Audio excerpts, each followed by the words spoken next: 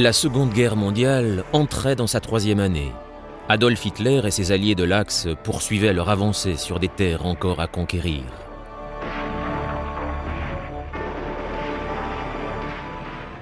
En 1942, les impressionnantes armées du Troisième Reich avaient pénétré profondément en Russie, combattant l'armée rouge dans les rues de Stalingrad, tandis que, plus au sud, d'autres troupes avaient atteint les montagnes glacées du Caucase.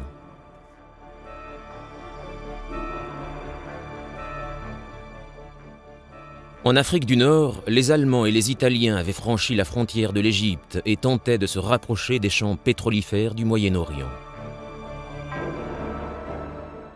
En Extrême-Orient, les Japonais avaient étendu leur zone d'influence impériale bien au-delà des limites de leurs petites îles et se trouvaient maintenant à la tête de terres et d'océans immenses qui s'étiraient du sud-est asiatique jusqu'aux îles isolées du Pacifique. Des millions d'hommes et de femmes souffraient sous le joug des puissances de l'Axe qui, à la conquête du monde, faisaient régner la terreur sur les pays qu'ils occupaient. Mais pour ceux qui continuaient à combattre dans l'ombre de ces nouveaux empires, l'automne 1942 allait voir une lueur d'espoir s'allumer. La puissance des Alliés augmentait car l'Union soviétique, les USA et la Grande-Bretagne étaient enfin réunis. L'équilibre des forces était sur le point de basculer. En novembre, les Alliés avaient été enfin capables de lancer leur débarquement en Afrique du Nord. Parallèlement, la 8e armée repoussait l'ennemi depuis l'Égypte. Les forces italiennes et allemandes engagées dans le désert faisaient désormais face à une attaque sur deux fronts. Dans le même temps, les soldats soviétiques engagés dans ce qu'ils appelaient la Grande Guerre patriotique étaient sur le point de lancer une contre-offensive à Stalingrad. La ville subissait un hiver terrible et la 6e armée allemande allait se retrouver piégée, sans espoir d'évasion. Des plaines gelées de l'Union soviétique à la jungle impénétrable des îles du Pacifique, le combat contre l'Axe prenait de l'ampleur et le sort des armes, progressivement mais inéluctablement, était en train de tourner en faveur des Alliés.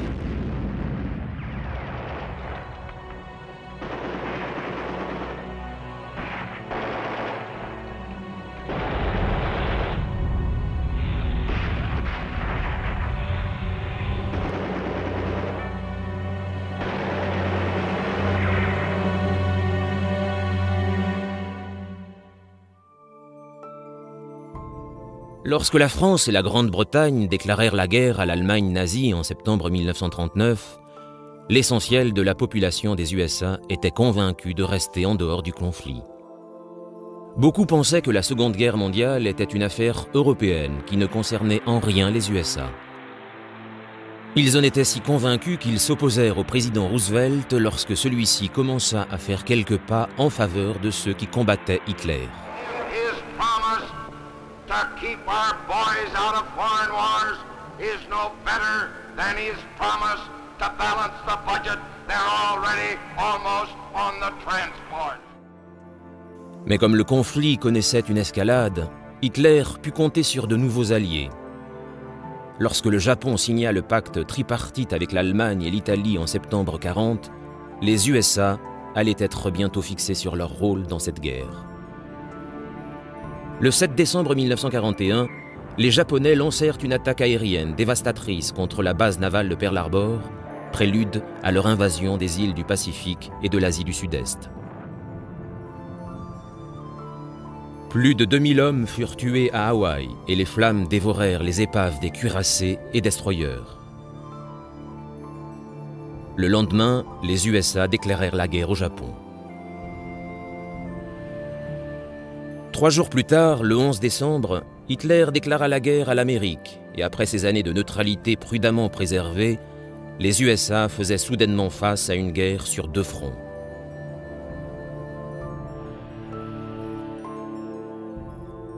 Les soldats furent mobilisés et les troupes commencèrent à s'envoler pour l'étranger.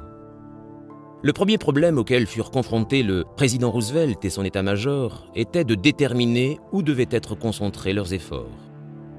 D'un côté, les Japonais faisaient peser une menace considérable sur les intérêts américains dans le Pacifique. peu de temps après l'attaque contre Pearl Harbor, il s'était emparé des Philippines, de Guam, de l'île de Waké et d'un certain nombre d'autres bases américaines.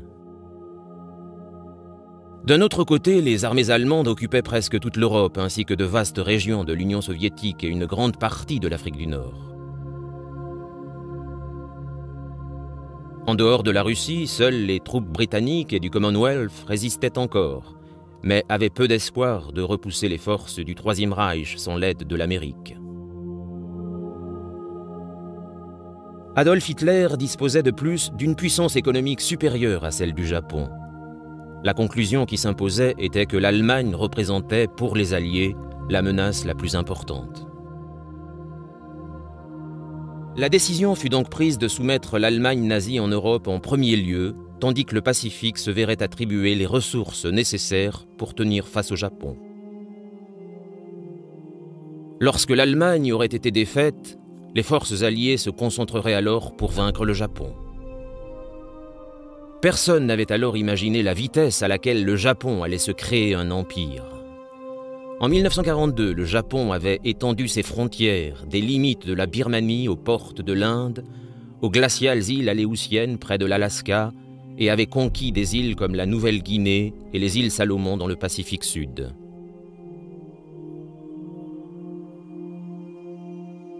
Devant ce constat, en 1942, nombreux étaient ceux qui estimaient que quelque chose devait être fait sur le théâtre pacifique. Les responsables de la marine américaine étaient en outre particulièrement désireux de se venger de Pearl Harbor. Déterminé à contre-attaquer, l'amiral King insista pour qu'une offensive soit lancée contre l'île de Guadalcanal, qui faisait partie de l'archipel des Salomon, au nord-est de l'Australie. Les Japonais avaient commencé à y construire un aérodrome et leur présence était un vrai danger pour les ports australiens. King était inquiet pour les routes maritimes entre l'Australie et l'Amérique qui pourraient être coupées sous peu. Des troupes US allaient arriver dans le Pacifique et ceci pourrait avoir de lourdes conséquences sur les capacités des Alliés à effectuer leur contre-attaque. En dépit de la directive qui faisait de l'Europe la zone de combat prioritaire, à Washington, l'état-major combiné accepta pourtant le projet de campagne de King. Le 7 août 1942, le premier débarquement américain amphibie eut lieu dans le Pacifique, marquant le basculement de l'Amérique des opérations défensives aux opérations offensives.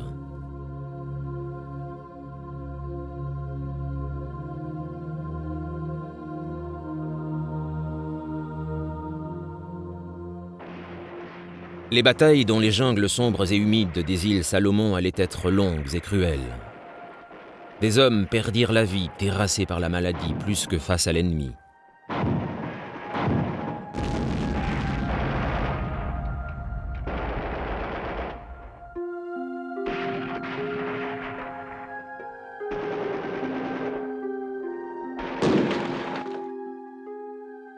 En pleine mer, au même moment, de terribles batailles navales se déroulaient, causant de lourdes pertes des deux côtés.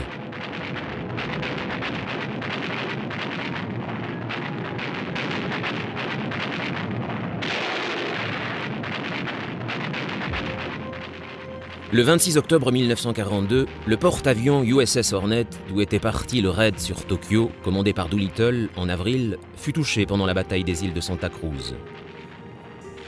C'était une perte majeure pour la flotte américaine. Il n'y eut rien à faire pour sauver le navire qui avait subi de terribles dommages causés par les bombes et les torpilles. Cependant, les Américains avaient un avantage puisqu'ils s'étaient emparés de l'aérodrome à Guadalcanal, lequel était aux mains des Japonais depuis les premiers jours de la bataille. Henderson Field fut alors transformée en base aérienne importante.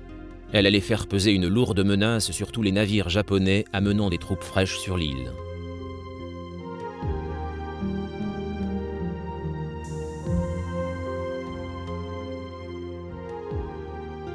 Le nombre de prisonniers japonais était en augmentation et au mois de décembre 1942, il était évident que la campagne menée par King dans les îles Salomon était un succès. L'ennemi s'était retiré sur la côte ouest de Guadalcanal. On décida de laisser l'armée finir le travail. À la fin de l'hiver, en février 1943, Guadalcanal avait été sécurisé. Les Américains étaient alors prêts à franchir une nouvelle étape dans la guerre du Pacifique.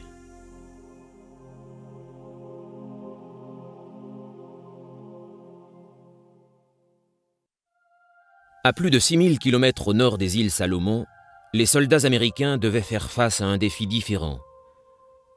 Les îles Aléoutiennes, qui s'étendent au large de l'Alaska dans le nord du Pacifique, avaient été envahies en juin 1942 par les Japonais, installant le danger à proximité du Canada et de la côte ouest de l'Amérique.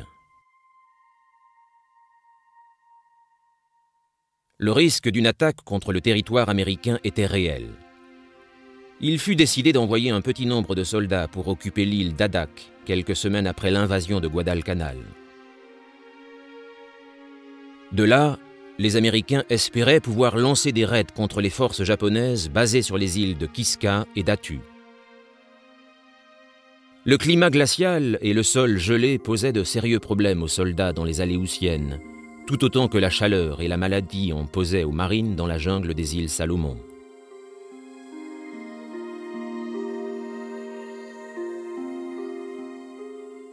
Malgré les brouillards épais, les tempêtes, les températures et le gel, les soldats américains basés sur Adak étaient déterminés à battre les Japonais et furent rapidement prêts à lancer leurs premières attaques.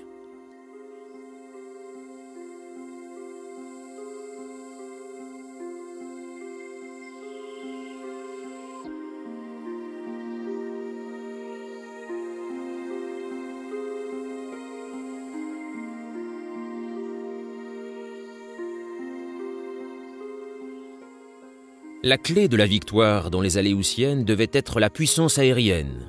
Il était donc impératif de construire en priorité un aérodrome adapté aux bombardiers afin qu'ils attaquent les bases japonaises aussi vite que possible.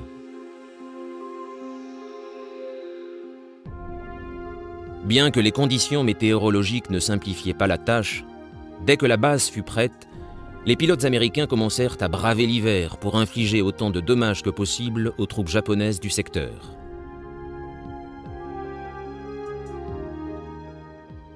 La bataille pour les repousser allait cependant prendre un peu de temps. Ce n'est qu'en 1943 que les troupes américaines parvinrent à s'aventurer sur Kiska et Attu pour s'assurer que les Aléoutiennes avaient été débarrassées des envahisseurs. Les événements dans le Pacifique et principalement l'invasion de Guadalcanal ayant focalisé l'attention, les combats dans les Aléoutiennes passèrent dans l'histoire sous le nom de la guerre oubliée. Les hommes qui ont combattu là ont pourtant joué un rôle important dans le conflit. Nombre d'entre eux y ont laissé leur vie, mais il était important de protéger le territoire américain et les voies maritimes du Pacifique.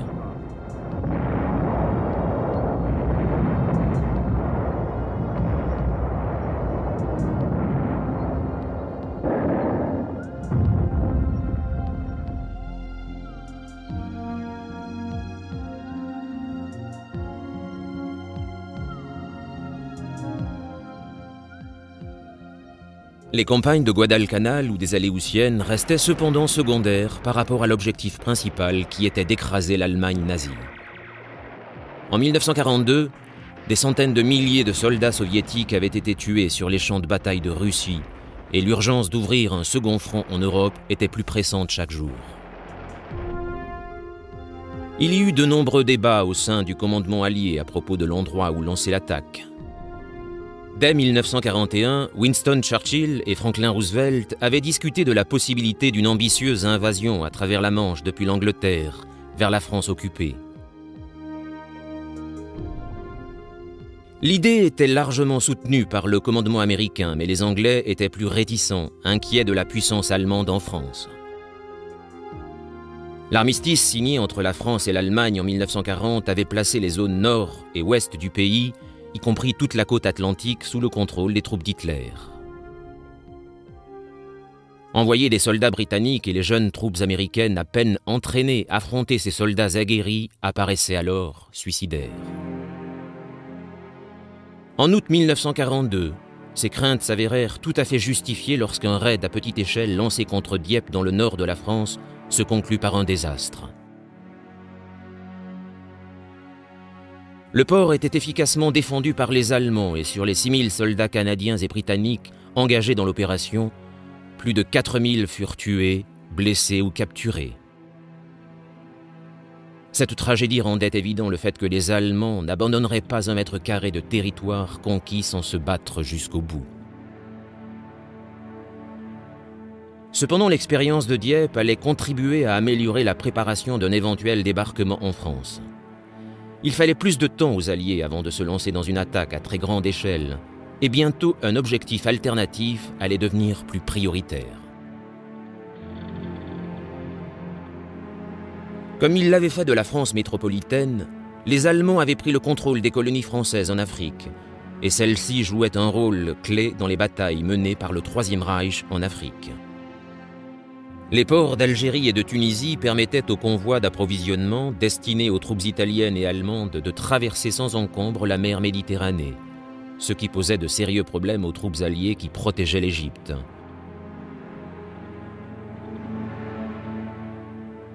En dépit de toutes les tentatives pour bloquer l'avancée ennemie, le 30 juin, les troupes de l'Axe conduites par le général Erwin Rommel avaient traversé la frontière libyenne et atteint El Alamein, à une centaine de kilomètres d'Alexandrie.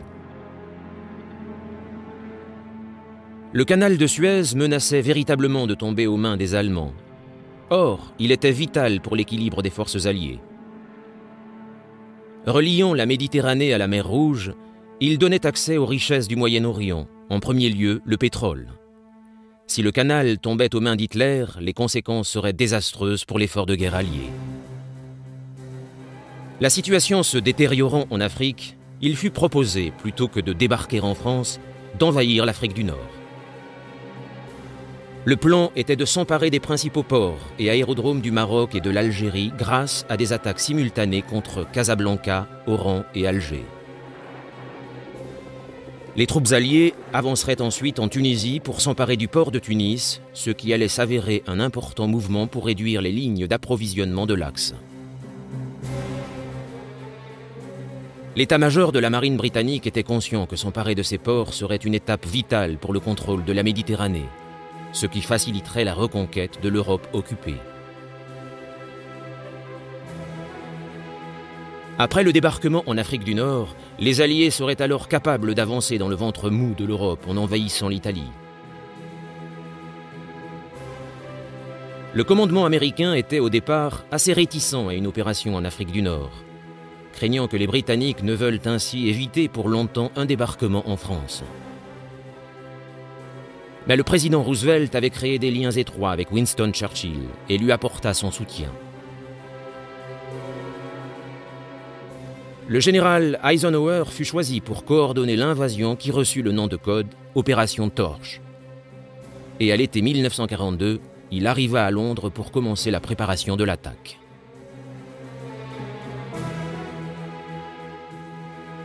En Afrique du Nord, les combats pour stopper les Allemands continuaient.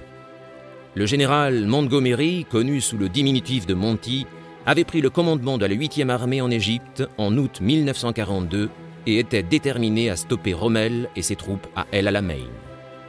La 8e armée avait solidement tenu ses positions lors de la bataille d'Alam El Akfa fin août, et désormais créant ainsi une ligne de défense qui s'étendait de la côte à la passe de Katara, ce qui permettait de tenir les troupes allemandes et italiennes à distance pour le moment. Il ne faisait aucun doute que les troupes de Rommel allaient très vite repasser à l'offensive. Montgomery se concentrait, au début de l'automne 42, aux préparatifs pour une terrible contre-attaque qui devrait chasser les troupes de l'Axe d'Égypte et les repousser en Libye. D'importantes quantités d'armes et de munitions furent rassemblées pour donner aux troupes de Montgomery une puissance de feu supérieure. De nouveaux chars arrivèrent d'Amérique tandis que de nouvelles troupes rejoignaient la 8e armée. Montgomery allait disposer d'environ 200 000 hommes.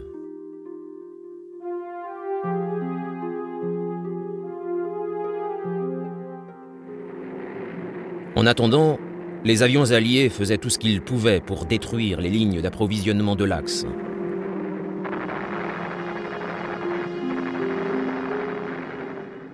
Les forces basées à Malte interceptaient ces navires en Méditerranée tandis que l'aviation, basée dans le désert, effectuait une campagne incessante de raids contre les navires, en bombardant les ports libyens proches de la frontière égyptienne.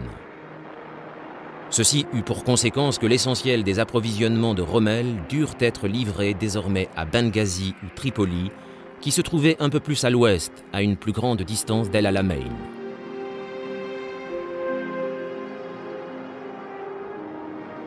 Sans tarder, les approvisionnements destinés aux troupes allemandes tombèrent à un niveau inquiétant. Rommel réalisa que la guerre en Afrique ne pourrait pas être remportée sans un soutien aérien plus important. Mais les avions de la Luftwaffe étaient mobilisés par les combats sur le front russe, laissant la puissance aérienne alliée sans concurrence au-dessus du désert.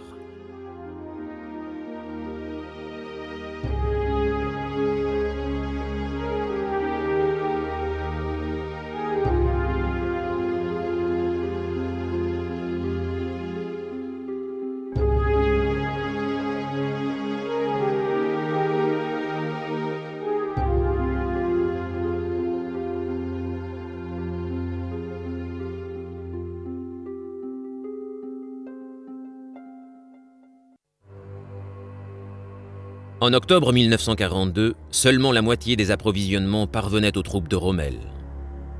Aggravant encore plus la situation, la santé du général déclinait. Il décida de rentrer en Allemagne pour se soigner, laissant ses troupes sous le commandement du général Stumme.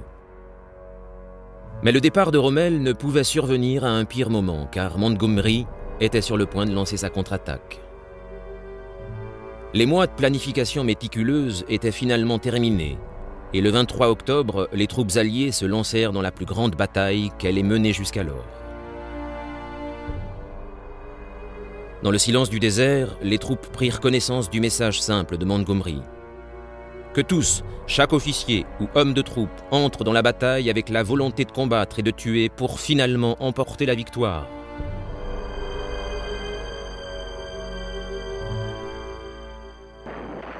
À 21h40, le massacre commença par le plus important bombardement d'artillerie depuis la Première Guerre mondiale. 9000 canons tirèrent sur les lignes de troupes de l'Axe pendant 15 minutes, faisant trembler le sol par la violence de l'attaque. Les obus labouraient les défenses de Rommel, l'infanterie avança, préparant le terrain pour les divisions blindées. La bataille devait continuer 14 jours et 14 nuits. Rommel, revenu en Afrique du Nord pour aider à stopper l'avancée alliée, le 2 novembre comprit qu'il était battu.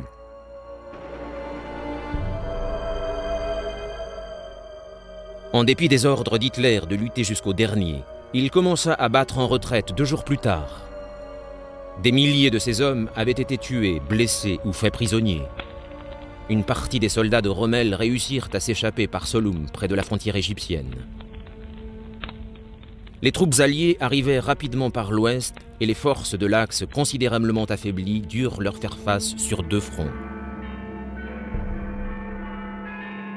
En Angleterre, la nouvelle de la victoire de Montgomery à El Alamein réjouit toute la nation et pour la première fois depuis le début de la guerre, les cloches des églises de tout le pays sonnèrent pour la célébrer.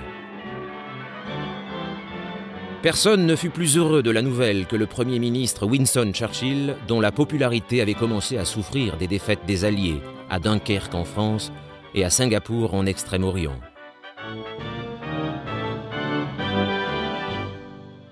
La nouvelle de la victoire de Montgomery arrivait juste à temps. Rommel chassé d'Égypte, Churchill reprit espoir. Dans un discours à la Chambre des communes début novembre, il annonça « Ce n'est pas la fin. Ce n'est même pas le début de la fin, mais c'est peut-être la fin du commencement. » Churchill n'avait aucun doute sur le fait que la bataille d'El Alamein marquait un moment important de la Seconde Guerre mondiale, et plusieurs années plus tard, il écrivit « Avant El Alamein, nous n'avions pas eu une seule victoire. Après El Alamein, nous n'eurent plus une seule défaite. » Les Britanniques avaient finalement de bonnes raisons de célébrer la victoire, mais d'autres difficiles batailles les attendaient encore, comme l'opération Torche, c'est-à-dire le débarquement en Afrique du Nord. Celui-ci s'avéra être un véritable champ de mine diplomatique bien avant que les troupes anglaises et américaines aient l'opportunité de mettre le pied sur la terre d'Algérie ou du Maroc. Pour que cette campagne ait une chance de réussir, il était important de persuader les forces françaises de Vichy, basées en Afrique du Nord, de collaborer avec les Alliés, et Roosevelt craignait que l'implication anglaise dans le débarquement ne nuise au projet.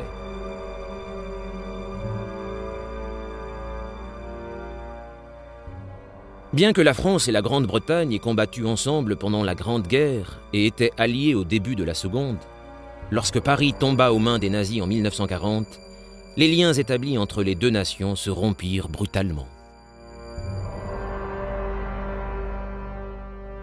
Le gouvernement français, conduit par Paul Reynaud, avait tenté d'échapper à l'avancée des nazis après que Paris ait été envahi, déménageant un certain nombre de fois avant d'arriver à Bordeaux dans le sud-ouest du pays. Mais de nombreux politiciens désiraient la fin des hostilités et en dépit des objections de Reynaud, le 22 juin, l'armistice fut signé entre la France et Adolf Hitler. Reynaud démissionna et fut remplacé par le maréchal Pétain, âgé de 84 ans, qui forma son nouveau gouvernement à Vichy. Le régime de Vichy reçut la pleine reconnaissance diplomatique des USA qui espéraient user de persuasion pour amener la France non occupée à rejoindre le camp des Alliés. Mais la Grande-Bretagne choisit une option différente. La collaboration de Vichy avec l'Allemagne nazie présentait de nombreux risques pour l'Angleterre, qui avait peur que la très puissante marine française ne tombe aux mains des Allemands. Les répercussions en auraient été catastrophiques pour la Grande-Bretagne, qui était déjà aux abois, combattant pour sa survie, alors que les U-boats l'étranglaient en maraudant dans l'Atlantique.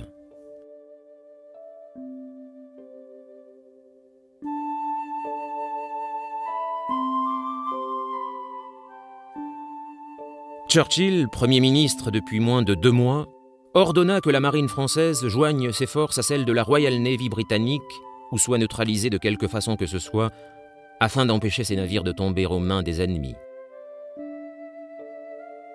Quelques navires militaires à quai dans les ports français furent rapidement saisis. La principale concentration de navires de guerre se trouvait dans le port de Mers el-Kébir, en Algérie française, et c'est cette flotte qui causait le plus d'inquiétude à Churchill.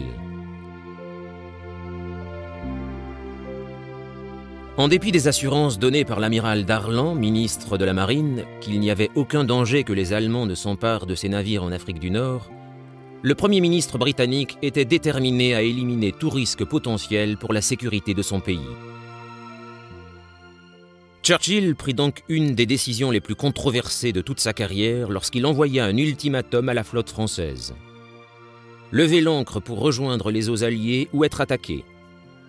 Lorsque les négociations échouèrent le 3 juillet 1940, les Britanniques ouvrirent le feu et 1297 marins français furent tués et des milliers d'autres blessés.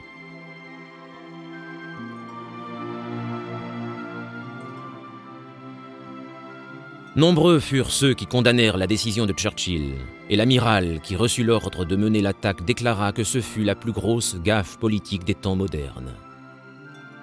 Mais tandis que les politiciens hurlaient après le Premier ministre, l'attaque avait pourtant prouvé au monde que les Britanniques étaient décidés à combattre le Troisième Reich, quoi qu'en soit le coût. En 1942, cependant, ces événements de l'été 1940 posaient toujours un problème pour l'attaque du territoire français d'Afrique du Nord. Roosevelt sentait que les Français réagiraient mieux face aux troupes américaines et suggéra que toutes les forces de débarquement soient constituées de soldats de l'armée américaine ou de marine. Les Britanniques, très désireux d'encercler ce qui restait des troupes de Rommel, ne pourraient pas être laissés de côté. La décision fut prise que si les attaques contre Casablanca au Maroc et Oran en Algérie seraient menées par des forces uniquement américaines, une force combinée anglo-américaine envahirait Alger.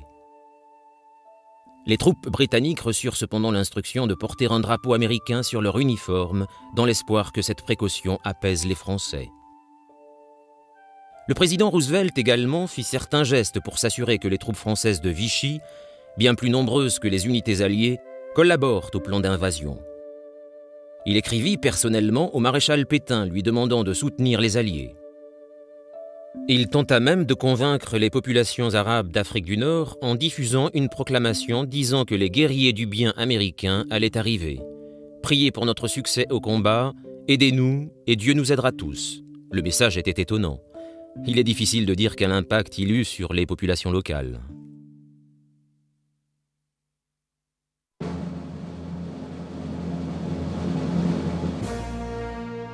Parallèlement, Roosevelt envoya un diplomate du nom de Robert Murphy à Alger comme son représentant personnel en Afrique du Nord. Murphy avait la mission d'entrer en contact avec tous les courants politiques potentiellement amicaux en Tunisie, Algérie et Maroc. Il devait également trouver une personnalité représentative française pour l'attaque. Murphy fut rapidement convaincu que le général Henri Giraud, qui s'était récemment rendu célèbre en s'échappant d'une prison allemande, était l'homme de la situation. Giraud avait été détenu par les nazis pendant 2 ans, et bien qu'il fût un soutien de la France de Vichy, il refusait de collaborer avec les Allemands, ce qui convenait parfaitement aux Alliés. L'alternative pour le commandement français en Afrique du Nord était le général Charles de Gaulle, basé à Londres depuis que les nazis occupaient la France. De Gaulle était considéré comme le chef de la France libre, mais Roosevelt sentait que s'il y avait un quelconque espoir de passer outre le commandement de Vichy, Giraud serait un meilleur candidat. Pour le moment, De Gaulle était laissé à l'écart de tout ce qui concernait ses opérations. Plus tard, son rôle fut important dans l'effort allié contre l'Allemagne.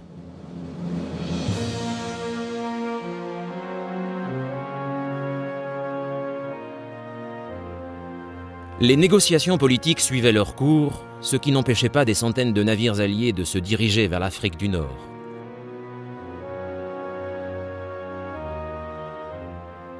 Les task forces centrales et orientales quittèrent les îles britanniques en direction de l'Algérie, tandis que la task force occidentale, forte de 102 navires et de 24 000 soldats américains, quittait les USA pour traverser l'Atlantique, infesté de U-boats.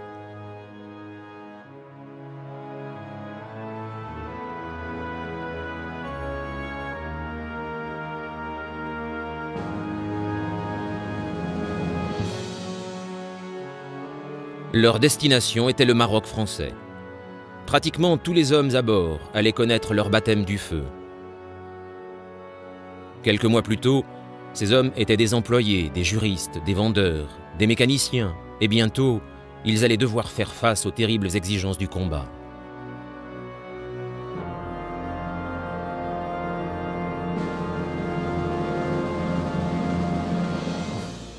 Après quelques jours de mer, ils furent briefés sur l'endroit où ils allaient être débarqués et reçurent quelques notions des langues qui y étaient parlées. Les leçons de français furent complétées par quelques rudiments d'arabe, mais si certains suivaient les cours de langue, la plupart des soldats préparaient les armes dont leur vie allait dépendre. Durant le trajet, ces hommes en apprirent plus sur leurs objectifs.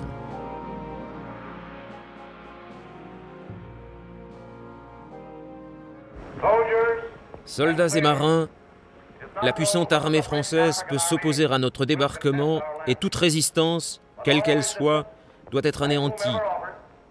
Cependant, les soldats français qui seraient amenés à se rendre doivent être respectés et traités comme il se doit, car ils sont nos futurs alliés. Rappelez-vous, les Français ne sont pas nos ennemis.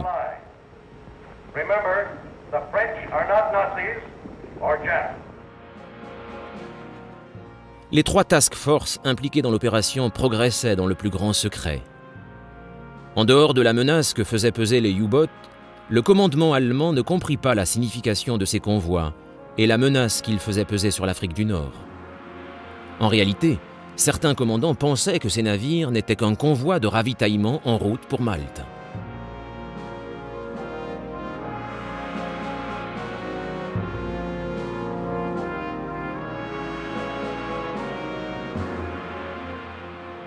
Les U-boats avaient échoué à stopper les convois alliés. Mais un autre danger menaçait la flotte de débarquement, la météo. Les conditions orageuses rendaient les eaux de l'Atlantique du côté de Casablanca extrêmement agitées. La décision fut prise de dérouter la Task Force Ouest vers Gibraltar où les autres navires devaient se rassembler.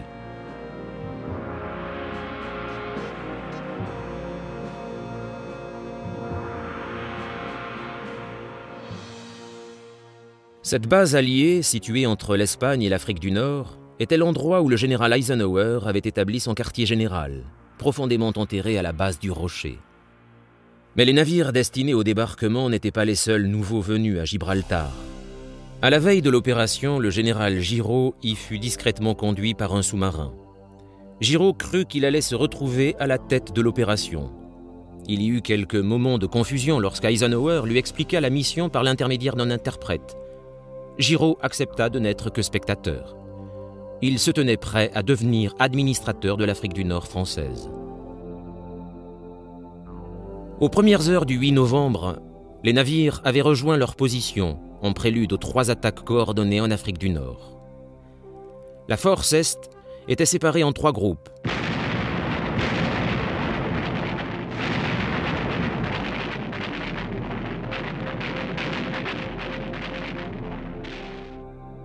Deux foncèrent vers les plages à l'ouest d'Alger et l'autre à l'est. Il n'y eut pratiquement aucune opposition des Français et quelques généraux vinrent même féliciter les troupes américaines.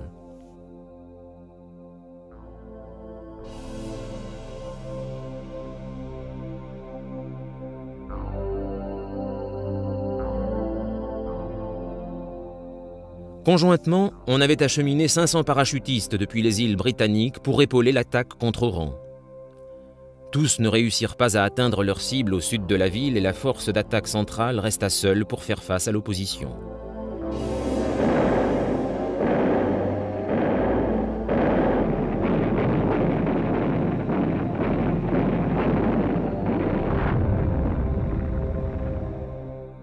Après un bref combat naval dans le port de Oran, les troupes commencèrent à débarquer tôt le matin du 8 novembre.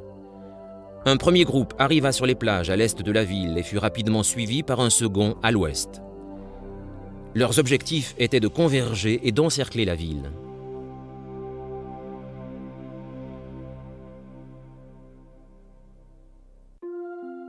Quelques unités durent faire face à une certaine résistance, mais rapidement les combats cessèrent et les Français se rendirent aux troupes alliées.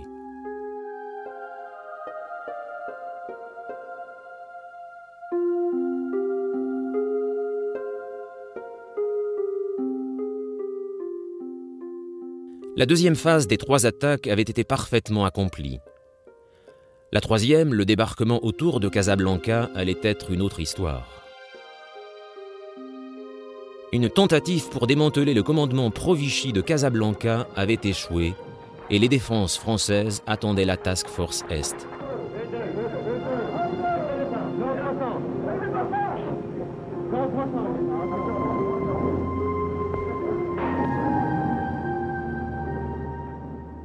Les Américains subirent le feu de la flotte française et un violent combat naval eut lieu au large de la côte marocaine.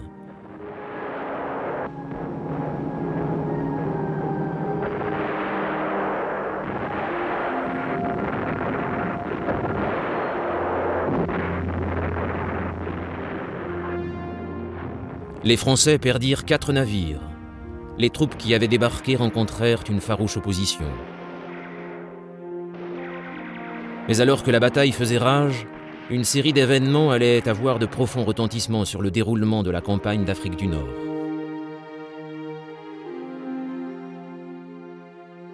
Lorsque la Task Force Est entra dans Alger, elle découvrit que l'amiral Darlan était en visite privée en ville.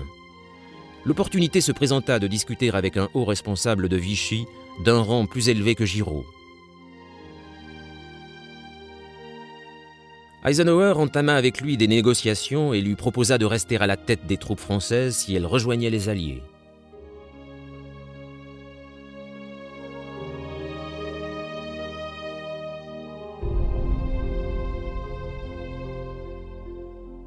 Cela pouvait laisser croire que le régime de Vichy, avec ses lois nazies et ses camps de concentration, serait maintenu. Pour beaucoup, c'était tout simplement inacceptable. De Gaulle, qui était désormais au courant des événements en Afrique du Nord, était furieux, et le général Giraud n'était pas plus enthousiaste à l'idée de travailler aux côtés de Darlan. La nouvelle de la collaboration d'Eisenhower avec le commandant vichiste s'était répandue, et il y eut une vraie interrogation aux États-Unis quant à la loyauté du commandant allié. Nombreux furent ceux qui furent perturbés par ces négociations avec la France de Vichy. Il n'en reste pas moins vrai que sans la collaboration de Darlan et un accord de paix permanent entre les Alliés et la France, de nombreuses vies pourraient être perdues au combat en Afrique du Nord. En effet, des centaines d'avions français et leurs pilotes attendaient l'ordre d'attaquer les troupes alliées qui se dirigeaient vers la Tunisie. Il était donc vital que la coopération de Darlan soit obtenue pour que le reste de la campagne soit un succès.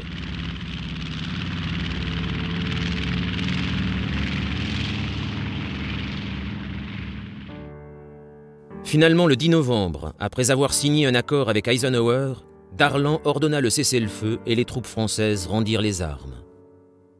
Les combats prirent fin à Casablanca et les troupes alliées purent continuer leur marche vers Tunis. Mais les conséquences pour Darlan furent lourdes. Le maréchal Pétain exigea immédiatement sa démission et Hitler, furieux de la nouvelle de la collaboration de Darlan avec les Alliés, ordonna à ses troupes de marcher sur la France non occupée, la zone libre, le 11 novembre.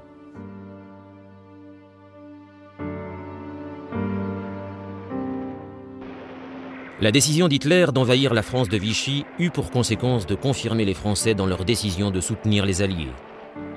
Leurs troupes rejoignirent alors les Britanniques et les Américains qui combattaient en Tunisie.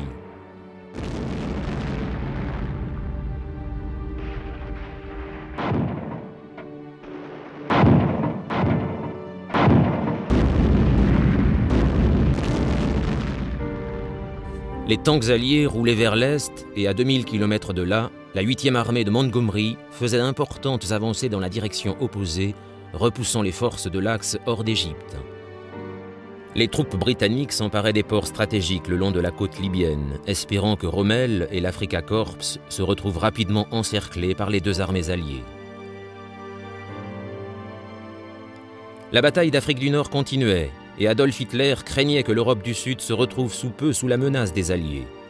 Il donna l'ordre qu'on envoie des milliers de soldats et de chars en Tunisie pour repousser leurs attaques.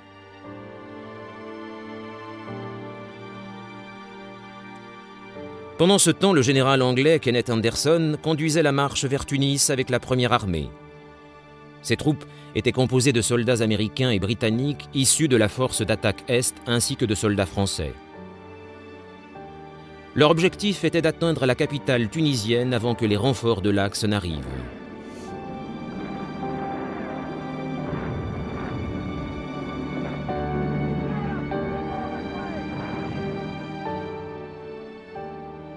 Le 22 novembre, les troupes d'Anderson étaient prêtes à lancer un assaut décisif contre Tunis, mais la météo ralentit leur avance. En une semaine, des pluies torrentielles avaient transformé le terrain aride en un véritable bourbier et les Alliés avaient d'énormes difficultés à progresser.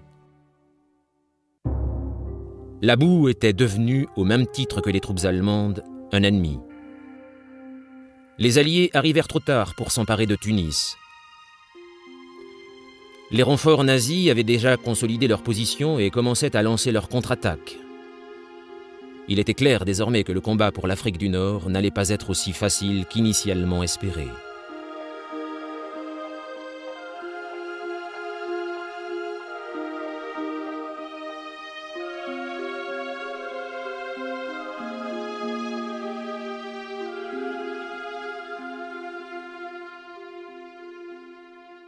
Les soldats américains inexpérimentés étaient engagés dans un combat difficile pour s'emparer de la Tunisie. Heureusement, pendant ce temps, la 8e armée avait beaucoup progressé depuis l'Est. Le général Eisenhower était convaincu que l'Axe allait finalement perdre pied dans cette partie du monde.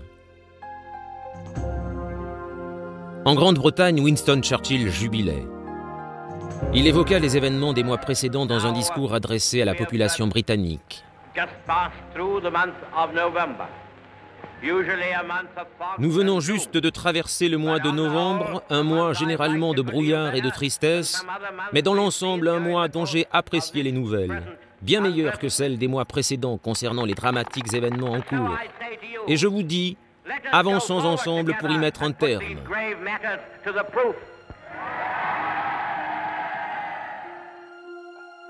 Le débarquement en Afrique du Nord avait atteint les objectifs que les chefs alliés avaient fixés, entre autres, soulager la pression des troupes allemandes sur le front russe.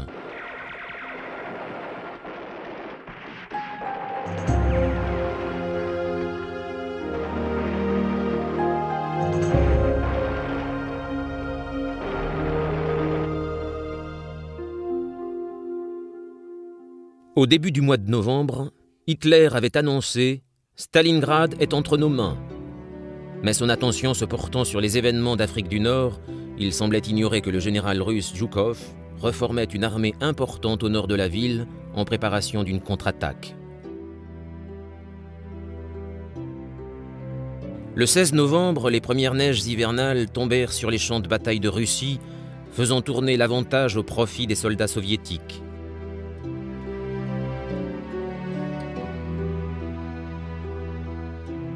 La Volga devint un véritable pont de glace permettant le passage des troupes de l'armée rouge.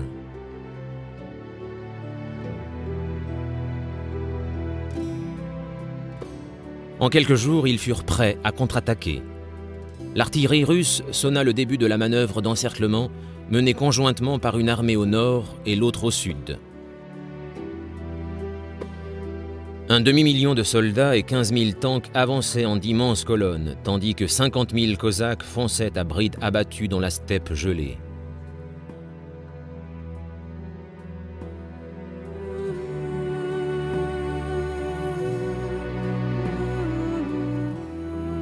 Sous la violence de l'assaut, les lignes allemandes commencèrent à plier, puis les Russes réussirent à ouvrir une brèche, écrasant le 6e corps roumain le 20 novembre.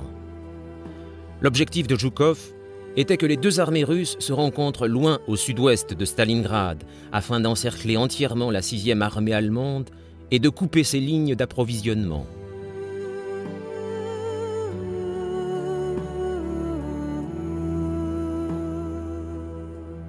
En moins de 4 jours, il atteignit son objectif et les deux pointes du mouvement en tenaille se rencontrèrent à 100 km à l'ouest de la ville.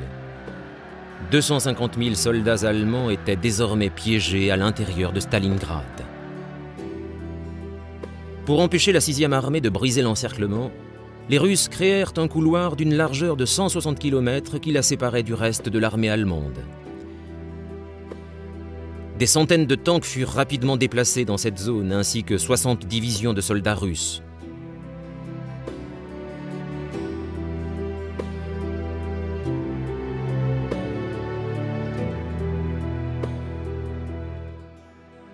Mais au lieu de presser la 6e armée à s'échapper tant que c'était encore possible, Adolf Hitler ordonna à son commandant, Paulus, de conserver ses positions et de tenir la ville à tout prix. Le 23 novembre, Hitler déclara que Stalingrad était une forteresse qu'il fallait défendre jusqu'au bout. Hermann Göring, adjoint d'Hitler et chef de la Luftwaffe, assura que ses avions pourraient larguer les approvisionnements à la 6e armée, mais en réalité, subvenir aux besoins d'un tel nombre de soldats était largement au-delà des capacités de l'aviation allemande. Les conditions météorologiques abominables, les problèmes techniques ainsi que la DCA russe participèrent à limiter les capacités de la Luftwaffe. Bien que de nombreuses tentatives pour ravitailler les soldats de Stalingrad eurent lieu, rapidement, ceux qui étaient piégés dans la ville se retrouvèrent à court de carburant, de munitions et surtout de nourriture.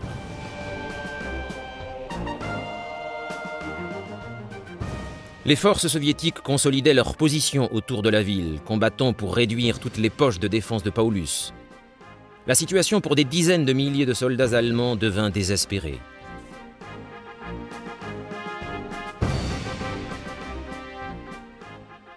Il était de plus en plus évident que la Luftwaffe ne pourrait réussir à ravitailler la 6e armée.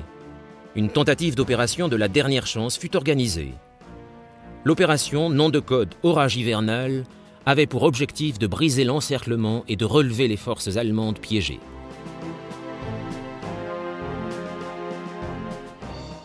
Le 12 décembre, la 4e armée de Panzer, sous le commandement du général von Manstein, commença son attaque et prit dans un premier temps l'armée rouge par surprise. Ils progressèrent rapidement le premier jour et les troupes de pointe réussirent à contre-attaquer les soviétiques. Mais le 13 décembre, l'avance ralentit considérablement et 3 jours plus tard, les Russes lancèrent leur seconde offensive.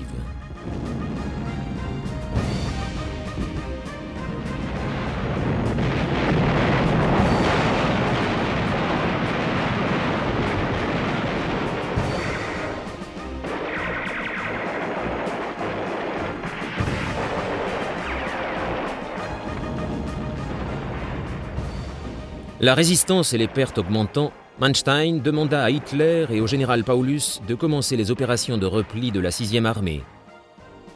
Tous deux refusèrent. Cette décision s'avéra fatale pour les milliers de combattants piégés dans Stalingrad.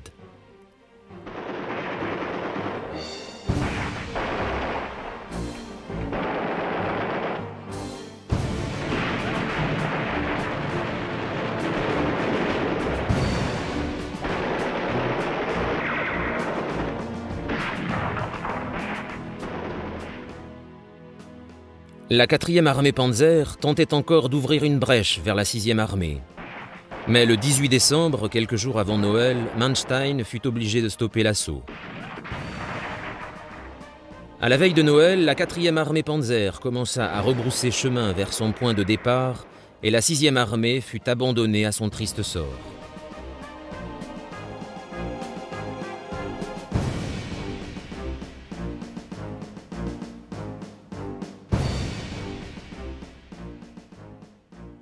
Les dernières tentatives des Allemands pour conquérir l'Union soviétique avaient échoué.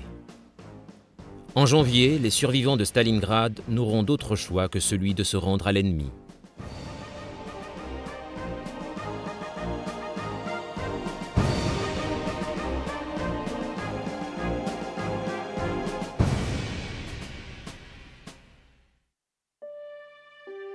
Sur plusieurs champs de bataille, les armées de l'Axe menaient des combats désespérés et la victoire finale des Alliés ne semblait plus être qu'une question de temps.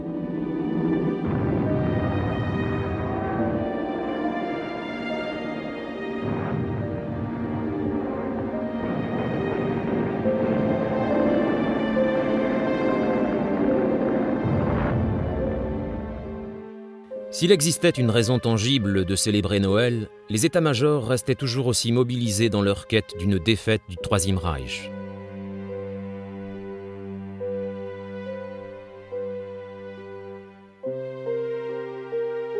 La bataille pour la Tunisie allait se poursuivre au cours de la nouvelle année. Il fallut attendre le printemps pour que les Alliés marchent dans Tunis conquise. Et pourtant, malgré ces bulletins de victoire, il faudra encore 2 années très dures pour mettre fin aux agissements du Troisième Reich.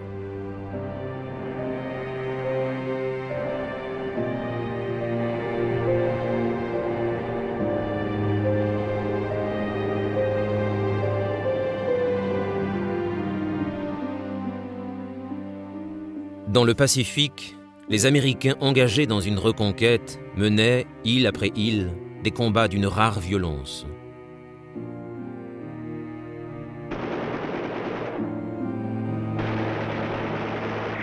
Dans cette partie du monde aussi, il restait de nombreuses batailles à livrer pour venir à bout de cette composante orientale de l'Axe, le Japon.